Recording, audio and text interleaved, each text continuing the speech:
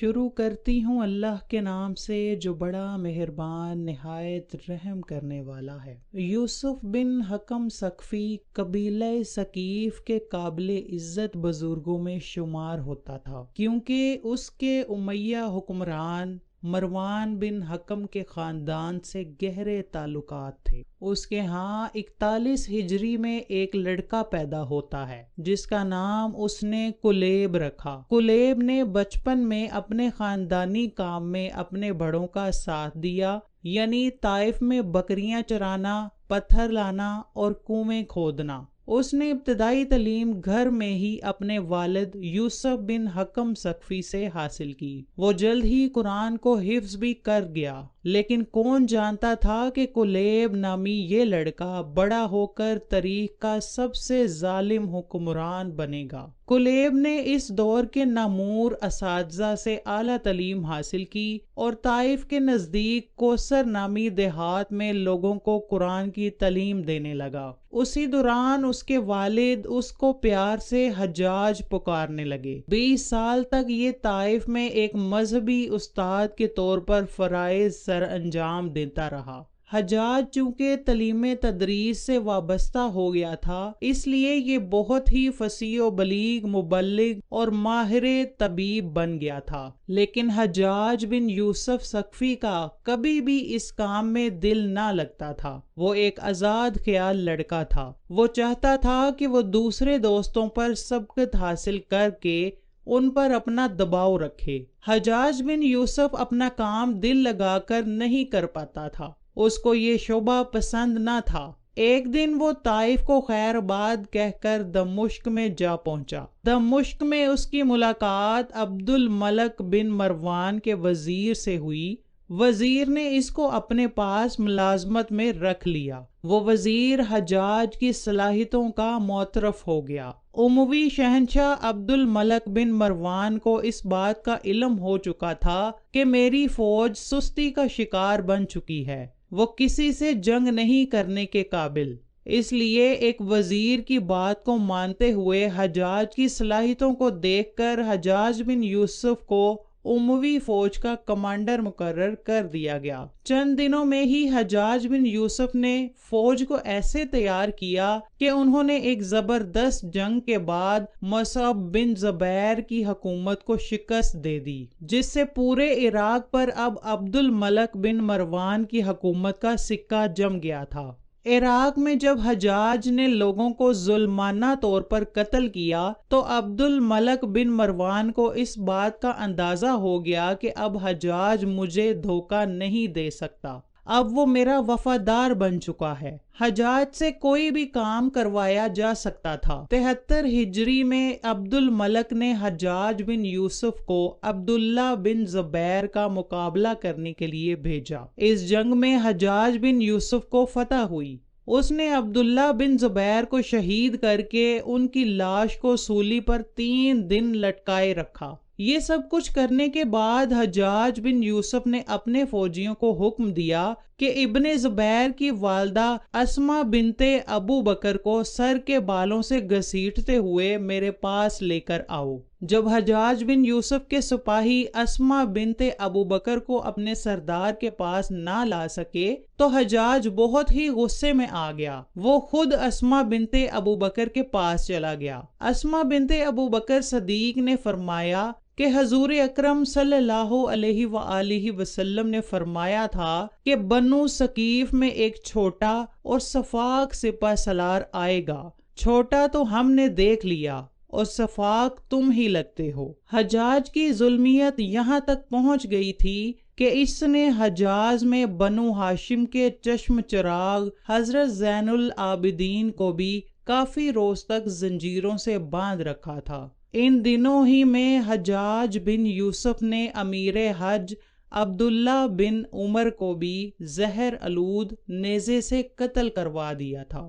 عبد الملک بن مروان نے حجاج بن یوسف کو مکہ، مدینہ، طائف اور یمن کا نائب بنا دیا تھا۔ جب اس کے بھائی بشر کی موت ہوئی تو اس کو عراق بھیج دیا گیا۔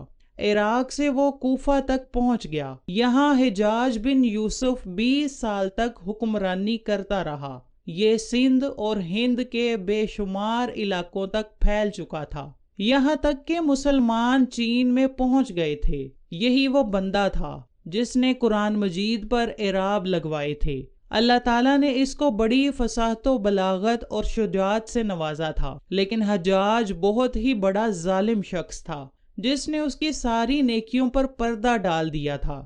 ایک طرف اس کے ساتھی جن کے نام قتیبہ بن مسلم، موسیٰ بن نذیر اور محمد بن قاصر کفار سے جنگیں کرتے تھے، تو دوسری طرف حجاج بن یوسف اللہ تعالیٰ کے نیک بندوں کو شہید کروا رہا تھا۔ امام ابن کثیر البدایہ والنہایہ میں حشام بن حسان سے نقل کرتے ہیں کہ حجاج نے 1,20,000 انسانوں کو شہید کیا تھا۔ حجاج کے جیل خانوں میں ہر روز 80,000 قیدی قید ہوتے تھے، جن میں عورتوں کی تعداد 30,000 تک پہنچ چکی تھی۔ حجاج اپنے مخالفین کو ننگا کر کے چھت کے قید خانوں میں بند کر دیتا تھا اور اسی جگہ ان کی عورتوں کو بھی قید کروا دیتا تھا۔ اہل بیت کو بھی اس نے بے شمار تکلیفیں دیں اور قید خانوں میں بھی بند کیا۔ حجاج کے دربار میں کوئی بھی ایسا دن نہ گزرتا تھا کہ جس دن کسی سید زادے کو سزا نہ دی جاتی۔ حجاج حضرت امام زین العابدین کو گھٹنوں کے بل اپنے دربار میں کھڑا ہونے پر مجبور کرتا تھا۔ حجاج ایسا ظالم بادشاہ گزرا ہے کہ وہ اکثر سادات پر کوڑے برسایا کرتا تھا۔ جب وہ سارا دن کسی کو کوڑے نہیں مارتا تھا تو اس کو رات بھر نیند نہیں آتی تھی۔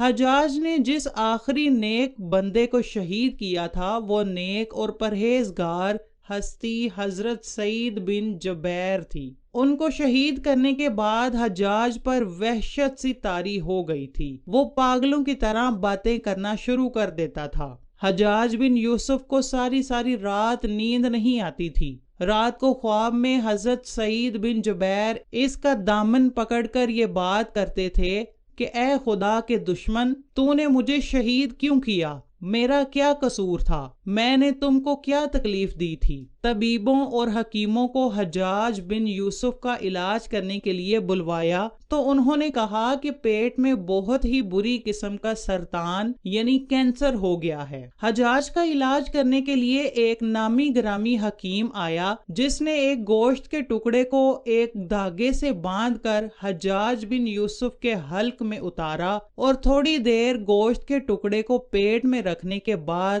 دھاگے کو باہر کھینچا تو اس گوشت کے ٹکڑے کے ساتھ بہت ہی زیادہ زہریلے کیڑے لگے ہوئے تھے۔ جب حجاج کو قے آتی تو پیٹ میں موجود سارے کیڑے باہر نکل آتے تھے۔ جب حجاج اپنی زندگی سے بہت ہی مایوس ہوا تو اس نے حضرت حسن بصری کو اپنے پاس بلوایا اور ان سے کہا کہ میرے لیے دعا کیجیے۔ جب انہوں نے حجاج کی حالت دیکھی تو انہوں نے روتے ہوئے فرمایا کہ گزری ہوئی ساری امتوں کے سب ظالموں کو اکٹھا کیا جائے تو سب کا ظلم ملا کر بھی وہ تجھ سے ظالم نہیں ہو سکتے۔ تو نے سب ظالموں سے زیادہ ظلم کر ڈالا ہے۔ تو نے صحابی رسول کو کعبہ میں شہید کیا، آل رسول پر ظلم کا ڈھیر لگا دیا۔ ایک دن حجاج کی بیماری بہت ہی بڑھ گئی تھی کہ اس کی موت واقع ہو گئی۔ جب اس کی موت واقع ہوئی تو اس کے پیٹ سے جو زہریلے کیڑے نکلے تھے ان کی بدبو پورے علاقے میں پھیل گئی۔